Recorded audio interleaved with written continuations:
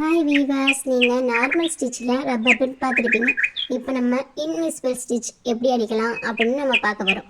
ஒரு லாங் துணியும் ஒரு சின்ன எலாஸ்டிக் அதுவும் எடுத்துக்கிட்டு 2 கார்னரையும் ஒன்றா சேர்த்துக்கணும். இப்படி சேர்த்து அதையும் ஒரு ஸ்டிச் பண்ணிக்கணும். ஸ்டிச்சிங்கை ஒட்டி பக்கத்தில் இன்னும் ஒரு தையல் போட்டுக்கணுங்க. இப்போ இந்த 2 தையலையும் ஒன்றா சேர்த்து வச்சுக்கிறோங்க. சேர்த்து வச்சு மேலே உள்ள தையலை ஒரு 3 அடுக்காக மடக்கிடுங்க. மடக்கிட்டு கீழே உள்ள துணியை தான் நம்ம தையல் போட போகிறோம். அதை 2ஐயும் மடக்கி வச்சு அதில் ஒரு தையல் போட்டுருங்க. இந்த தையல் தான் எண்டு வரைக்கும் வரும். அதனால் இந்த தையல் அடிக்க நம்மளுக்கு ஸ்பேஸ் கம்மியாகிட்டே வரும். அதனால் உள்ளே உள்ள துணியை லைட்டாக இழுத்துக்கிட்டே வந்தோம்னா அந்த துணியெல்லாம் சுருங்கி நம்மளுக்கு நிறைய ஸ்பேஸ் வரும். அந்த எது வரை வருதோ அது வரை இந்த தையலை இழுத்து ஃபுல்லாக போட்டு முடிச்சிடணும். அதுக்கு முடிக்கும்போது இடையில ஒரு சின்ன ஒரு கேப் ஒன்று விட்டுட்டு அதிலேருந்து மறுபடியும் தையல் போட ஆரம்பிக்கணும். இப்போ ஃபுல்லாக தச்சு எடுத்தாச்சு.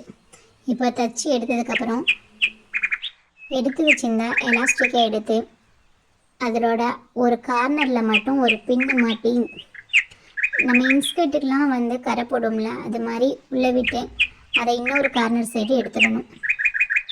இப்போது அந்த 2 எலாஸ்டிக்கையும் ஒன்றா வச்சு ஜாயின் பண்ணி 2-3 தையல் போட்டுக்கணும். ஒரு தையல் போட்டால் சீக்கிரமே விட்டுரும். அதனால் 2-3 தையல் சேர்த்து போட்டுக்கணும். இப்போ தையல் போட்டாச்சு. இப்போ ஒரு ஸ்பேஸ் விட்டோம்ல, அந்த ஸ்பேஸுக்குள்ளே ஒரு ஃபிங்கர் விட்டு அதை வெளியில் எடுத்தோம்னா அதுக்குள்ளே ஒரு துணி மடக்கணும்ல, அந்த துணி வெளியில் வந்துடும். இப்போ நான் அடியில் எல்லாமே உள்ளே போயிடும். இப்போ பாருங்கள், ஒரு அடியில் கூட தெரியாது. ஆனால் நம்ம விட்ட அந்த ஸ்பேஸ் மட்டும் தெரியும். அந்த ஸ்பேஸை நம்ம மிஷினில் அடிக்கக்கூடாது. அடித்தோம்னா அந்த அடியில் நம்மளுக்கு வெளியில் தெரியும். அதனால் ஒரு ஊசி எடுத்து அந்த ஊசியோட கார்னரில் இந்த ஒரு சைடு ஒரு தையலும் அந்த ஒரு சைடு ஒரு தையலும் போட்டு அதை ஃபுல்லாக நம்ம இழுத்து விட்டோம் அப்படின்னா அந்த தையல் ஃபுல்லாக மறைஞ்சிடும். நம்மளுக்கு ஒன்றுமே தெரியாது. பாருங்கள், நான் போட்டு கட்டுறேன். இந்த சைடு ஒரு தையல், அப்புறம் அந்த சைடு ஒரு தையல்.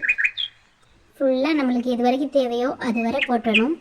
போட்டுட்டு அந்த நூலை பிடிச்சி நம்ம இழுத்தோம்னா அந்த தையல் எல்லாமே உள்ளே போயிடும்.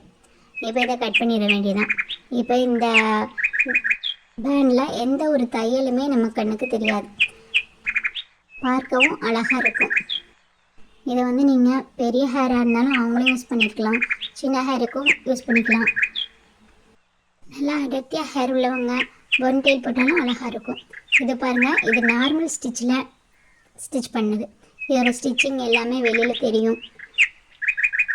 இது ஈஸியாக ஸ்டிச் பண்ணிடலாம் தான், பார்க்க கம்ஃபர்டபுளாக இருக்குது. பட் இதுதான் சூப்பராக இருக்கும். இது நீங்கள் சேல்ஸுக்கு யூஸ் பண்ணிக்கலாம்.